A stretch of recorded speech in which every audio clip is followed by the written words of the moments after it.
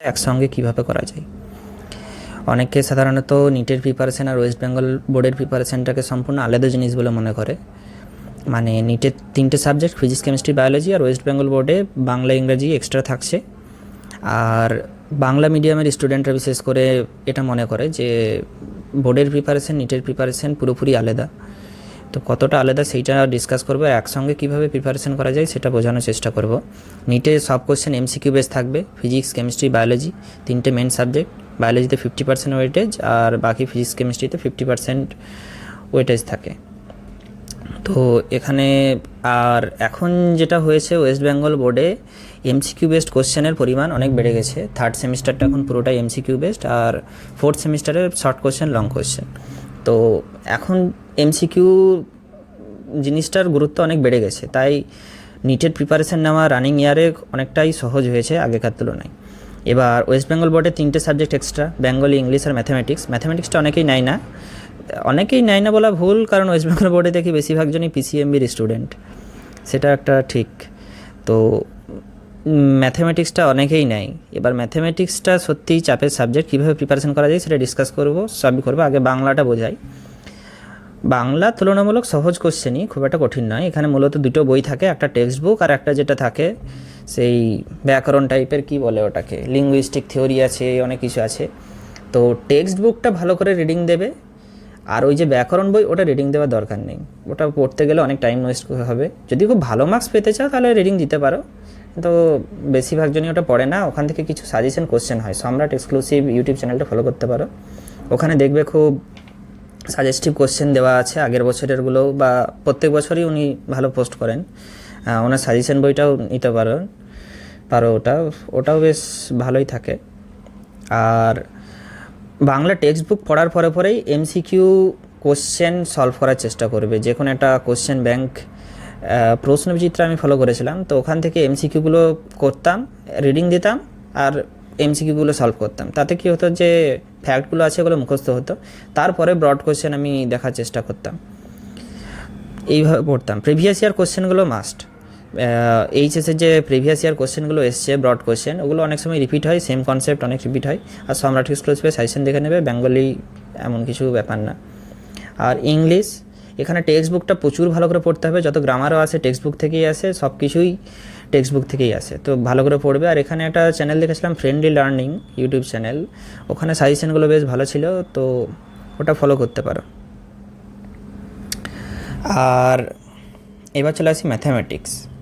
এটা এইচএসের জন্য বলতে পারো বেশ কঠিন সাবজেক্টই। এখানে ছায়া প্রকাশনী টেক্সট বুকটা যারা খুব ভালো মার্কস পেতে চায় তারা ভালো করে প্র্যাকটিস করে। এখন একটা অ্যাপও চলে এসছে যেখানে সব এক্সারসাইজের সলিউশনগুলো পাওয়া যায়। যদি ভালো মার্কস পেতে চাও তাহলে সব কোশ্চেন সলভ করা দরকার ভালো করে।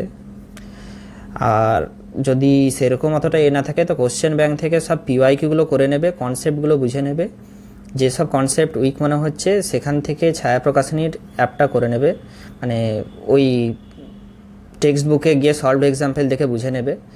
টেক্সট বুকটা যথেষ্ট ভালো, কিন্তু করার টাইমটাও অভাব আছে। ম্যাথটা যদিও চাপের, আর যদি কনসেপ্ট না বুঝতে পারো, পিডব্লিউ বাংলা আমি শেষে সাবস্ক্রাইব করেছিলাম, মানে ওদের একটা ব্যাচ ছিল, সেটা নিয়ে অঙ্কটা কিছু কিছু চ্যাপ্টার বুঝেছিলাম, বেশিরভাগটাই সেলফ স্টাডি করেই কভার করতে হয়েছিল। যদি না হয় তো পিডব্লিউ বাংলা দেখতে পারো, আর অনেক ইউটিউব চ্যানেল আছে হয়তো, আমি ওটা ফলো করেছিলাম। এবার চলে আসি নিটের সাবজেক্টগুলো। ফিজিক্সটা সাধারণত নিটের স্টুডেন্টদের সবথেকে ভয়ঙ্কর বলে মনে হয়। আমি যেহেতু আমার ম্যাথামেটিক্সে অত প্রবলেম হতো না, তাই এইসি ভার্মা স্যারের বইটা করেছিলাম, সব এক্সারসাইজ করেছিলাম। কিন্তু এই বইয়ের মেন ড্রব্যাক হচ্ছে এখানে কোনো এমসিকিউ নেই। যদি তোমার ফিজিক্সে খুব ইন্টারেস্ট থাকে তাহলে concept of physics Aisi Verma স্যারের বইটা করতে পারো। তবে নিটের জন্য খুব বেশি কম্পিটিটিভ অ্যাডভান্টেজ এখন আর পাবে না, তার কারণ কোশ্চেনগুলো অনেক ব্যাকডেটেড আর এখানে কোনো এমসিকিউ নেই। তুমি ডিসি পান্ডের বইটা করতে পারো, সেটা একটা ভালো বই। আর সেটা বটে, মানে প্র্যাকটিস অনেক করতে হবে। এমআর স্যারের কাছে পড়তাম, তো উনি যে কোশ্চেনগুলো করাতেন সেগুলো তো করতাম, প্লাস ক্লাসে যে ডিপিপিগুলো সেগুলো করতাম। আর যদি তুমি একটু নিটের সমস্ত পিওয়াইকিউ কিন্তু মাস্ট, সেগুলো করতেই হবে চ্যাপ্টার ওয়াইজ, ওগুলো মাস্ট। ওগুলো ফিজিক্সের ক্ষেত্রে বলবো পিওয়াইকিউ যত আছে, মানে এখন মনে হয় 35 ইয়ার্স বা 36 ইয়ার্সের পিওয়াইকিউ পেয়ে যাবে চ্যাপ্টার ওয়াইজ। তো যত পিওয়াইকিউ আছে সব করতে হবে। ফিজিক্সের ক্ষেত্রে কিন্তু পুরোটাই, মানে ফিজিক্সের ক্ষেত্রে পুরো পিওয়াইকিউ কিন্তু সলভ করতেই হবে। আর ডিসি পান্ডে ফলো করতে পারো। আর এখানে রিডিং দেওয়ার জন্য বলবো এনসিইআরটি টেক্সট বুকটা একটা আন্ডাররেটেড বই। এখানে সামারি সেকশনটা কিন্তু পড়ে যেও। যে কোনো মানে অ্যাসার্টসেন বা স্টেটমেন্ট বেস যে কোশ্চেনগুলো হয় ওগুলো কিন্তু এনসিইআরটি সামারি পড়ে থাকলে বেশ ভালো করতে পারবে। টেক্সট বুকটাও পড়তে পারো, টেক্সট বুকটাও খারাপ না এনসিইআরটির ফিজিক্সের, অনেকেই রিকমেন্ড করে না, বাট যথেষ্টই ভালো। তবে ওর এক্সারসাইজে কোশ্চেনগুলো অনেক টাফ থাকে।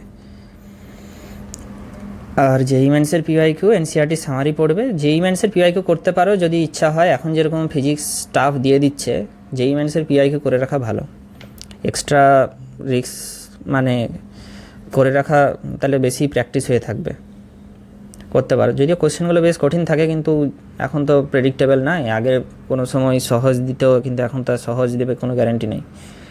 আর কেমিস্ট্রিতে, ফিজিক্যাল কেমিস্ট্রিতে এনসিইআরটির সলভ এক্সাম্পলগুলো অবশ্যই পড়ে যেও, কনসেপ্টটা তবেই বোঝা যাবে, তবেই এটা বুঝতে পারবে।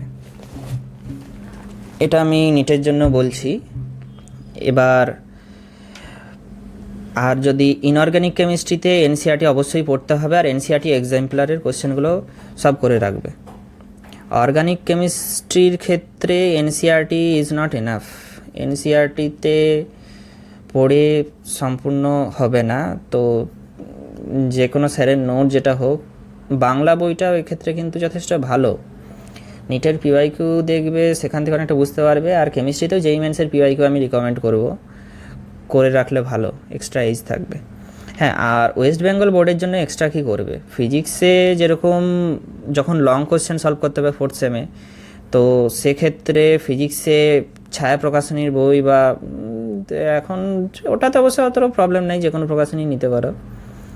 সেক্ষেত্রে মানে বাংলা টার্মগুলো একটু দেখে রাখতে হয়। আমি যেহেতু বাংলা মিডিয়ামে ছিলাম, তো ওয়েস্ট বেঙ্গল বোর্ডে যে এইচএসের কোশ্চেনগুলো আছে ওগুলো পড়বে। তাতে কোশ্চেন যেগুলো অ্যান্সার হচ্ছে না সেগুলো বাংলা বই খুলে অ্যান্সারটা খুঁজে বার করবে, না বাংলাটা শিখে রাখবে। আর কীভাবে সলভ করছে এক্সারসাইজ, মানে সলভ এক্সাম্পলগুলো দেখে কীভাবে লিখতে হয় ওটা একটু শিখে রাখতে হবে। ফার্স্টে এমসিকিউ করবে, তারপরে লং কোশ্চেন করবে, এইটা হচ্ছে অ্যাপ্রোচ। আর বায়োলজির ক্ষেত্রে এনসিইআরটি ভীষণ ভীষণ ইম্পর্টেন্ট, এটা তো সবাই বলবে, আমিও বলবো। এনসিইআরটি প্রচুর পড়তে হবে, আর বায়োলজিতেও অনেক কোশ্চেন সলভ করতে হবে, না হয় বুঝতে পারবে না। এক্ষেত্রে আমি কি করেছিলাম, এমটিজি যে এনসিইআরটি ফিঙ্গার টিপস আছে, বইটা বেশ ভালোই ছিল, কিন্তু এখন অনেকটা ব্যাকডেটেড হয়ে গেছে। ওই কোশ্চেন করে মানে ওটা ইনাফ নয়, আর ওখানে অনেক আউট অফ এনসিইআরটি কোশ্চেন আছে।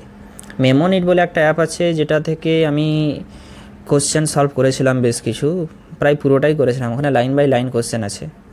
তারপর পার্থ গোয়েলের বায়ো হ্যাকটা টেলিগ্রাম থেকে ডাউনলোড করেছিলাম, ওই পার্থ গোয়েলেরই চ্যানেলে আছে যতদূর মনে পড়ছে, বা অ্যাপে, যাই হোক। তো পুরোনো এডিশন ছিল, সেটা ডাউনলোড করে আমি ওখান থেকে কোশ্চেন প্র্যাকটিস করেছিলাম অনেক।